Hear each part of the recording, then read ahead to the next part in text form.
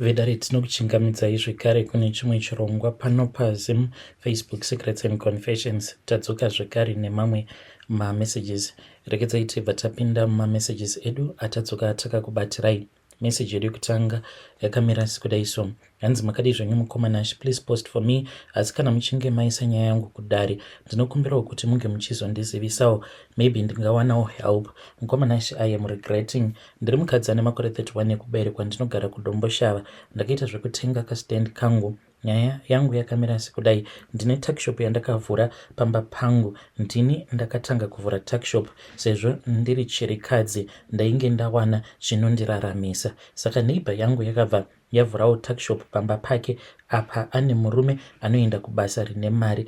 Bad part of it, akabva atanga kudzikisa maprices ake ari very low. Saka nesituation iri paZim now kune nzara, hapana munhu anoda zvinodhura.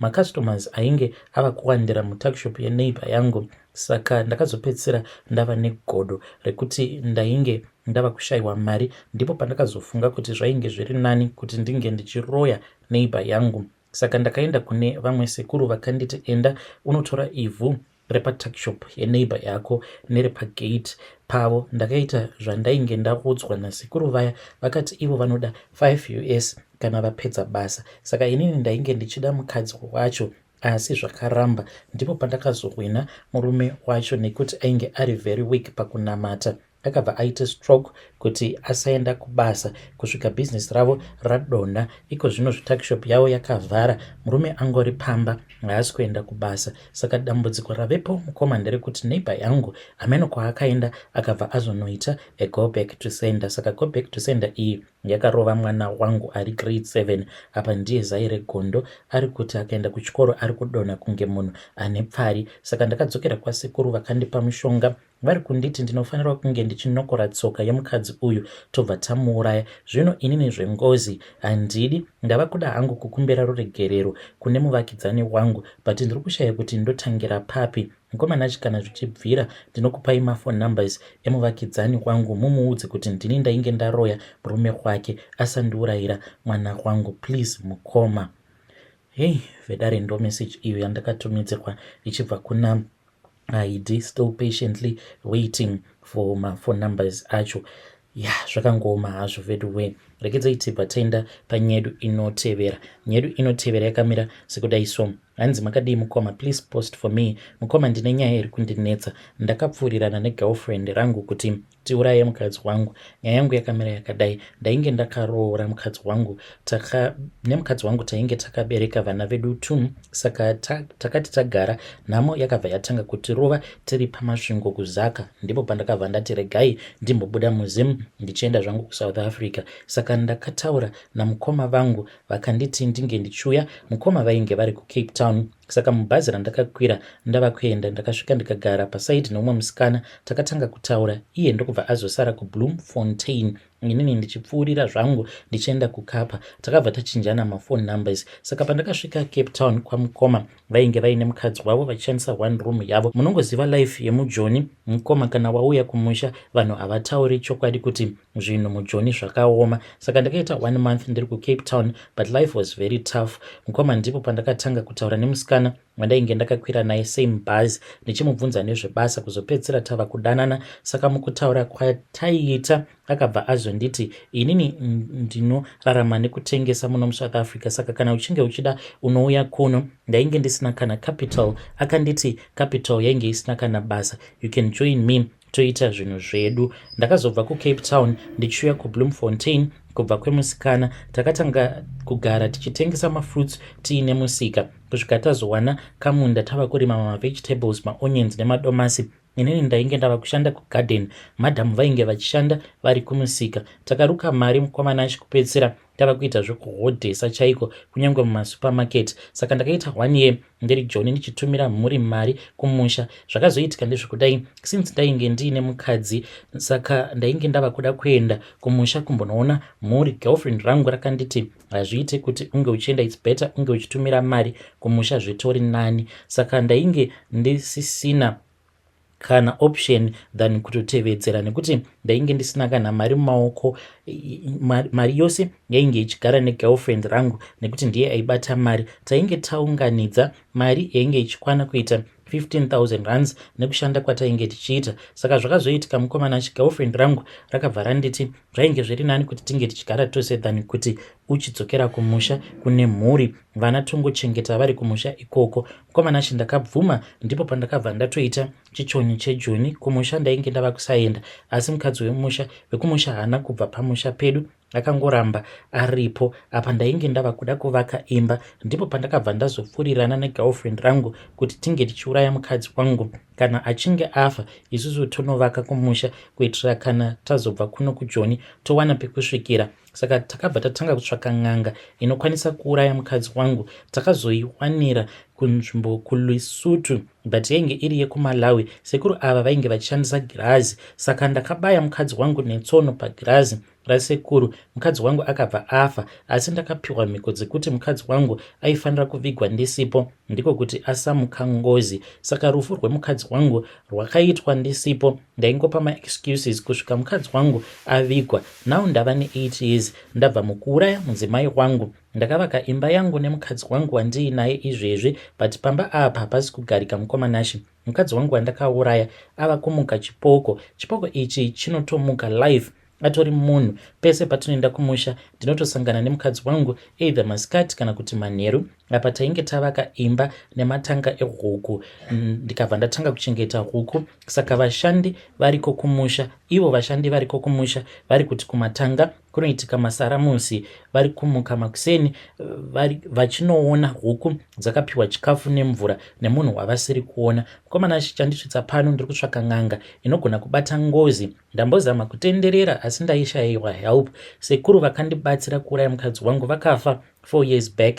Mukomanashi ndapererwa apa ndainge ndakaisa mari yakawanda kumaprojects angu. Vedare ndo message iyo yandakatumidzerwa ichibva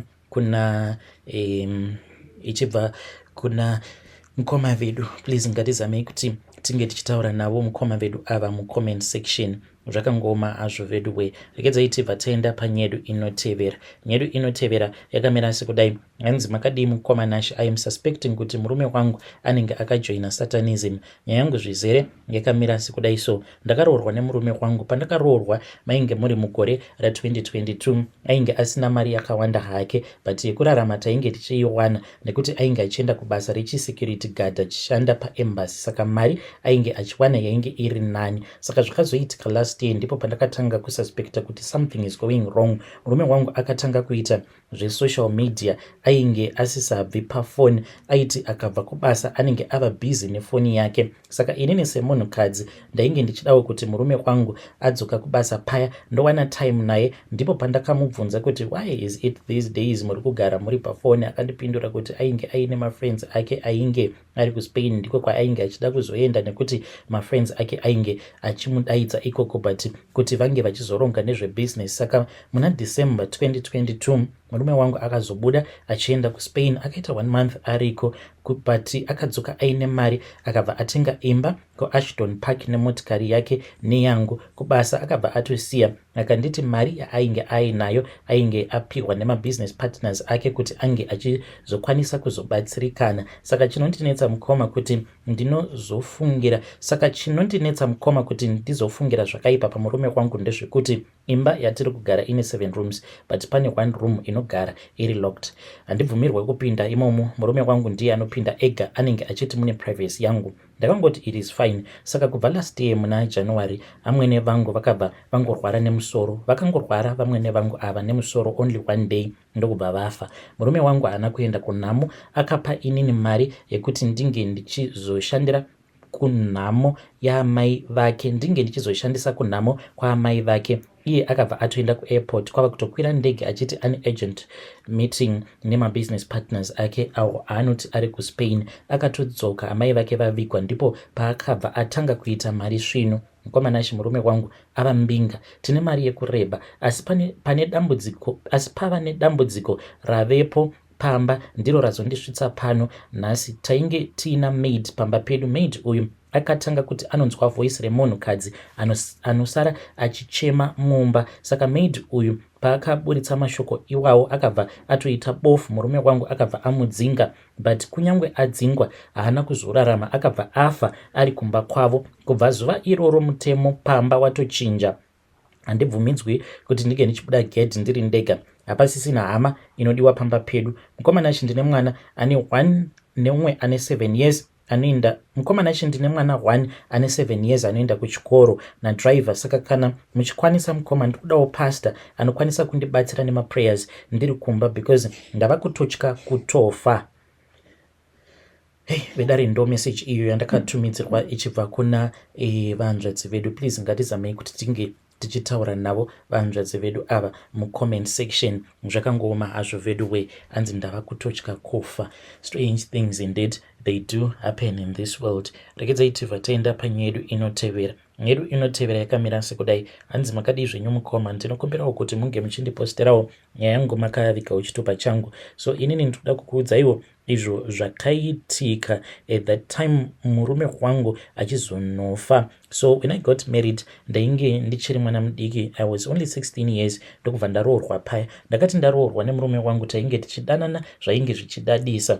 Zvino takazoti tabva kumusha tava kugara mudhorobha. Murume ndopaakabva azotanga kuchinja kahono kake. Saka pamba apo pandainge ndichigara, iniwo handina kutoziva kutoti painge paine vamwe vakadzi avo vainge vachitochiva upenyu uhwo hwandainge ndichitorarama nemurume wangu. Mukomana achi ndakatambwa yakaoma. Shuwa vanhu vanokwanisa kutokuurayira murume wako vachitokudza kutoti vari kutokubatsira. Zvakaitika mushure mekunge tanetsana nemurume. Mangwana acho makuseni sevanhukadziwo vainge vasingaende kumabasa, takabva tazoswera paya takagara zvedu tichikurukura. Saka vamwe avo vandainge ndichiwirirana navo vakabva vati, iwe nezera rako unofungidzira kuti ungamugona munhu uyu, kuti unge uchitomugona unge watotsvaka zvinhu zvokuti unomupa, zvokuti unomushandisira as in mupfuwira. Ndakabvuma paya paya, then ndakabva ndazopiwa mupfuwira. But mupfuwira uhwu hwandakapiwa hanzi wainge wakaita hwekubikirwa muhohwa. Saka hwahwa hwacho ndakahupiwa hwainge hwakaoma. Ndikabva ndazonzi ndaifanira kuti ndinge ndichizohutora hwohwa huya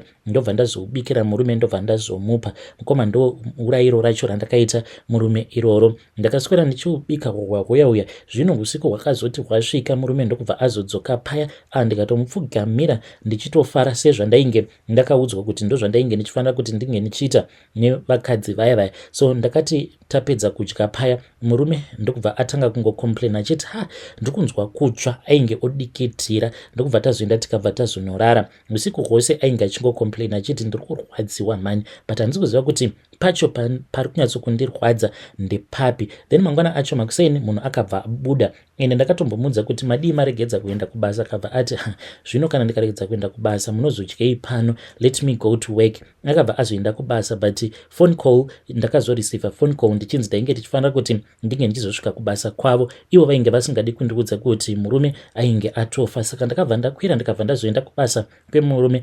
Ndichisvika kuya ndichitongoona kutoti vanhu vairakidza kuti vainge vakasuwa. Ndikati what is going on? Ndikabva ndanzi murume wangu ainge aendeswa kuchipatara. So ndakabva ndazotorwa nabosi wemurume wangu ndikabva ndazoendeswa kuchipatara. Ndichinosvika kuya munhu akazotongotengesa vainge vari vatete. Ndakatoona kutoti vainge vachitoyeredza misodzi. Ndikabva ndatoziva kutoti something had gone wrong. Pavakangondiona vakabva vatanga kuchema, then ndikatoziva kutoti murume ainge afa. Iniwo mukoma ndakabva ndatanga kuchema, but ndichichema mukoma ndainge ndisingachemi kuti murume wangu afa, but ndainge ndichichema apa ndakabatwa nekutya kuti zvino murume uyu kukana akazoitwa postmortem hazvizoonekwi here kuti munhu uyu maybe ndini ndakamuuraya, because ndainge ndava kutoziva ipapo kutoti I think kuti hwahwa hwandakapiwa ndo hwainge hwakatokonzeresa kuti ange achizosvika pakufa. But mukoma umwe mukadzi uyo wacho ainge akandipa hwahwa. Takati tadzoka kumba tava kuronga, akabva azongoya ndokubva azondidana, akabva angondibatisa kamwe kainge kakaita kamhodzi. Handizivi kuti kamhodzi kei. Akabva anditi ndikuda kuti munge muchitora kamhodzi aka mobva makaminya musina kumbokatsenga kuitira kuti musazobatwa nemhosva. Mukoma ndakabva ndazoita saizvozvo. Murume wangu akabva anzi ainge achifanira kuti anga achizoitwa postmortem, but haana kuzoitwa postmortem ndokubva azovigwa paya. So murume wangu takatoenda tikatonomuviga kumusha kwavo ndokubva tatodzoka. Mushure mekunge ndadzoka muHarare ndakazouya zvangu kuno kuSouth Africa, but handina hangu zvinhu zvandinombosangana nazvo zvinotyisa. It is just that pandakatanga kuuya kunoko ndo pandaiwanzokumurota almost on a daily basis. Ndaingomurota chete achingoya kwandiri, then aiti kana ava kuda kunosvika padhuze neni obva anyangarika. From there on until now aiwa handina kuzombomurota zvekare. So mukoma, ndiyo confession yangu iyo yandiinayo. Ndoda kungoyambirawo vamwe vakadzi kunze uku, kana ukanzwa uchinzi mupfuwira uyu unoshanda, sometimes unokwanisa kugamuchira paya, then unobva wazvitoona kutoti zvinhu zvaunenge wapiwa sometimes inenge itori poison. Vanhu vanenge vachingokugodokera kuti uri kutoraramisa nabo nemurume wako, even though muine machallenges amunenge muchisangana nawo. Saka kana mukaposta nyaya yangu ndiziviseiwo, ndichange ndichizotevererawo mucomment section. Vedare ndo message iyo yandakatumidzirwa ichibva kuna vanzvadzi vedu avo. Zvakangooma hazvo vedu we, please ngatizamei kuti tinge tichitaura navo vanzvadzi vedu ava mucomment section. Zvakangooma hazvo vedu we. Hanzi makadii zvenyu mukoma, ndinokumbirawo kuti munge muchindiposterawo nyaya yangu makaviga chitupa changu. Inini mukoma ndinowanzokuteererawo maaudios enyu paWhatsApp, saka ndazviwana phone number dzenyu. Inini ndiri musikana ane makore 17 years ekuberekwa. Ndoda kukuudzaiwo zvinoitwa nagogo vangu. Saka gogo vangu ava ivo vane chigubhu chavo che2 liters icho chavainacho. Saka muchigubhu umu mune chipepa icho chirimo, but chigubhu ichi chakazara nemvura yakasangana nemimwe midzi nemimwe mishonga yakasiyana. Saka muchigubhu umu mune chipepa chakanyorwa mazita vamwe vana vavo vari kuSouth Africa, vana amai nini uye zvekare nana sekuru. Inini vangu amai vakatoshayika, saka ivo gogo zvavanoita ndezvekuti vakaona sekunge chipepa chiya chinenge chanyorova vanobva vazochiburitsa vobva vanyora chimwe. Kuti ndinge ndichizozviziva, it was after ndawana gogo vachinyora mazita ndokubva ndaita sekunge ndisiri kumboconcentrata pavari. Vakati vapedza kudaro vakabva vazotora bepa riya vakabva varipeta-peta, vakabva vazorisungirira muplastic, vakabva vazorikanda muchigubhu muya. Saka vanomirira kusvika mvura painonopindamo mumaplastic aya, then vobva vazoburitsa plastic riya vobva vanyora zvekare rimwe bepa. Vanongonyora mazita, handizivi kuti vanonyora mazita nekuti kudii, but amai vangu vakafawo zvainge zvisina kana tsarukano. Baba vangu zvitaura zvinonzi vainge vaine mari, but mushure mekunge amai vangu vashayika, then inini ndakabva ndazodzingwawo kumba kwababa vangu nemukadzi uyo wavakazorohora. Ndiyo confession yangu iyi. Vedare ndo message iyo yandakatumidzirwa ichibva kune mwanasikana uyo. Zvakangooma hazvo vedu we. Strange things indeed they do happen in this world. Pakaipa. Let us talk about this issue in the comment section.